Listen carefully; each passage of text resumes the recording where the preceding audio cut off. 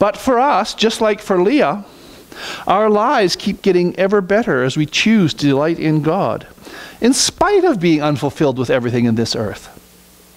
As we become His worshipers, He is able to work in our hearts until we're not only more pleasing to Him, we're also more pleasing to each other.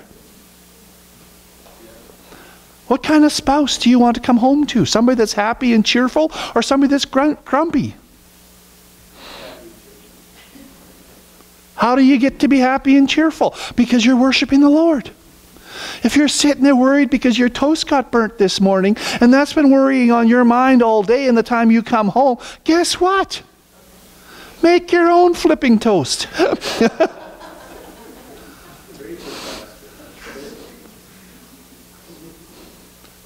Come on. But we come home because we've been worshiping the Lord, and we come together and we meet each other, and it's like we're both happy because we've been worshiping the Lord. Now we get to have a good time together. We don't have to deal with that toast anymore.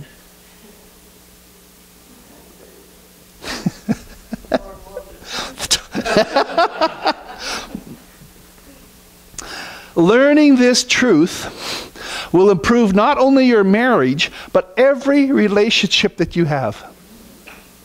It doesn't care which relationship you are. If you are a grumpy and complaining person, you're not going to have good relationships.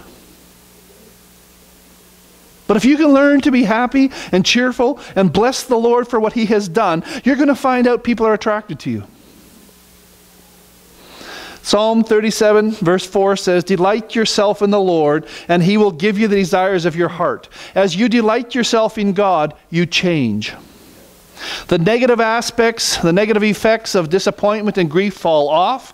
As love and joy from God start to fill you, our very souls get restored and beautified. When you delight yourself in Jesus, your self-destructive tendencies actually start to vanish. And you know, a lot of your the walls that you build are nothing more than self-destructive tendencies.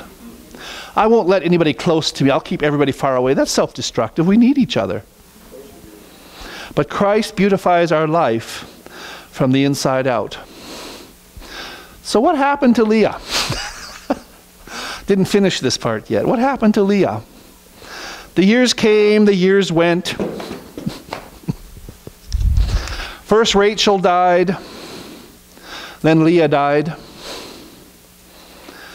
Jacob, on his deathbed, calls his sons over. And he says, "I'm about to be gathered to my people. Bury me with my fathers in the cave which Abraham bought for a burial site." There they buried Abraham and his wife Sarah. There they buried Isaac and his wife Rebekah. And there I buried Leah. What does that tell you? Rachel didn't make it to the family plot. Leah did. What do you think happened between Jacob and Leah?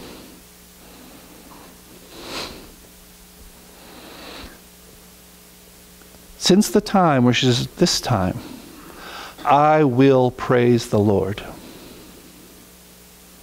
to the point where when she died, Jacob says, "I want her buried beside me."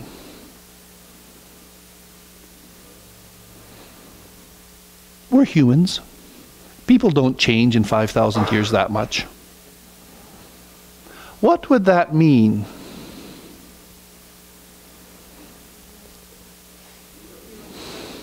Leah was the favored one.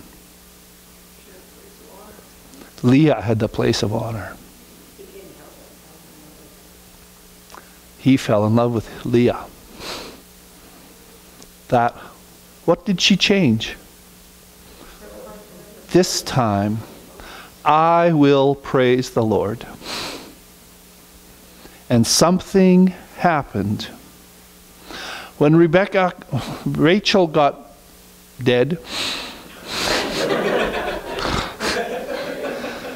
he didn't tell his sons to bring her back.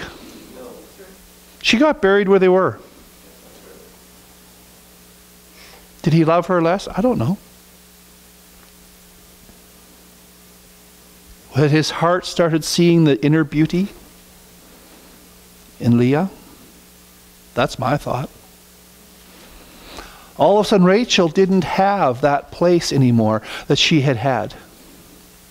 So now when his wife, Leah, has died, he has buried her in the family plot, we would say today. It was a cave which Abraham bought so he could bury Sarah. And Abraham was buried there, and Rebekah and Isaac were buried there. And now Jacob says, I've buried Leah there, and that's where I want to be buried.